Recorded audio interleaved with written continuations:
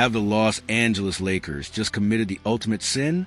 Is there any trade, any asset, any strategic reason good enough to justify helping the Boston Celtics get better? There are some lines in sports you simply do not cross. For Laker Nation, the biggest, brightest, most sickeningly green line is drawn in Boston. So why in the world did Rob Pelinka just trade one of our own promising young talents, Dalton Knecht, to our most hated arch nemesis? Welcome back to the channel, Laker Nation. Today, we have to talk about a move that feels less like a basketball transaction and more like a betrayal. The news is out. Dalton Knecht is no longer a Los Angeles Laker. He has been traded to the Boston Celtics. Just let that sentence sink in.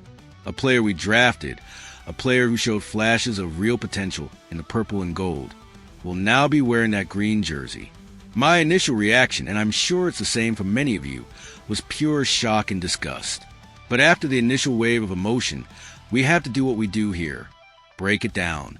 We have to push past the gut reaction and analyze the cold, hard logic behind this unthinkable move. Was this a moment of sheer madness from the front office? Or is it a calculated, high-stakes gamble that could, in a twisted way, bring us closer to a championship? First, let's acknowledge the pain of this deal. This isn't just any trade. This is sending a player to them.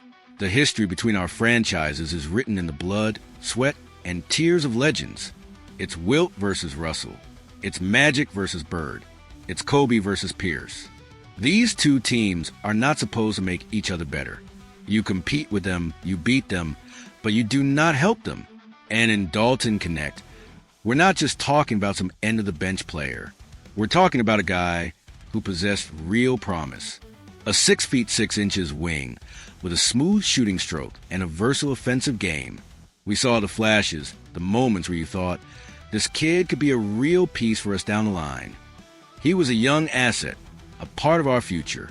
And now, that future will be developed in Boston's system. It's a bitter pill to swallow. So, why did the Lakers do it? This is where we have to shift from being fans to being analysts. The motivation for Los Angeles is brutally simple and can be summed up in 2 words: win now. The championship window with this current core is not infinite. The front office is operating with a sense of extreme urgency. Dalton Knecht represents future potential. The Lakers, in their current state, need immediate, proven production. The Western Conference is an absolute arms race, and there is no time to wait for a young player to develop over 2 or 3 years. According to the reports, the Lakers received a package centered around future draft picks and potentially a veteran player. This move is about converting a long-term asset Knecht into resources that can help the team today. Those future draft picks aren't necessarily for drafting players. They are ammunition. They are the currency needed to make another trade for a seasoned veteran who can contribute to a deep playoff run this season. This is about adding depth, getting more injury insurance, and building a roster that is battle-tested and ready for the postseason grind. Rob Pelinka is making a calculated bet. He is sacrificing a piece of the future for a better chance to hang banner number 19 in the immediate present. Now, let's look at this from the enemy's perspective. Why were the Celtics so eager to make this deal? Because for them, it's a strategic masterstroke. The Celtics have a fantastic player development program. They have a history of taking promising young players and molding them into key contributors or even stars, like we've seen with Jason Tatum and Jaylen Brown. They look at Dalton Knecht and see a player with all the tools, size, shooting versatility, who perfectly fits their system. They are essentially buying low on a talented prospect that a rival, in a desperate win-now mode, was willing to part with. For Boston, this move adds a dynamic young scorer to their bench, increasing their depth and giving them another weapon to develop for the long haul. Knecht brings youth and energy to their roster, and he'll have the opportunity to learn and grow under their coaching staff. It's a low-risk, high-reward move for them. They give up future assets, which they have plenty of, for a tangible, talented player who could become a crucial part of their future playoff campaigns. And the sweetest part for them? They got him from us. So what's the final verdict? Is this move madness or a masterstroke? The truth is, it's a massive gamble that could be both. The risk is enormous and terrifying. We may have just handed a key future contributor to our greatest rival. If Dalton Knecht blossoms in Boston, and becomes a 15-point per game scorer who hits big shots against us in the playoffs for the next 8 years.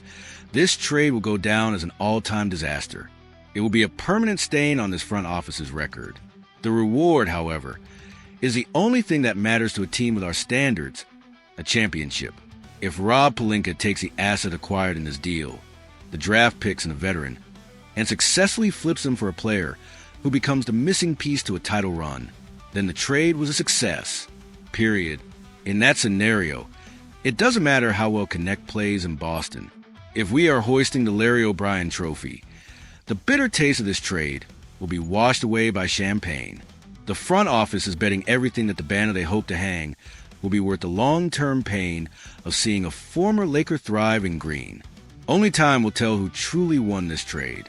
But one thing is for certain, every single time Dalton Knecht steps on the court wearing that Celtics jersey, we will be watching.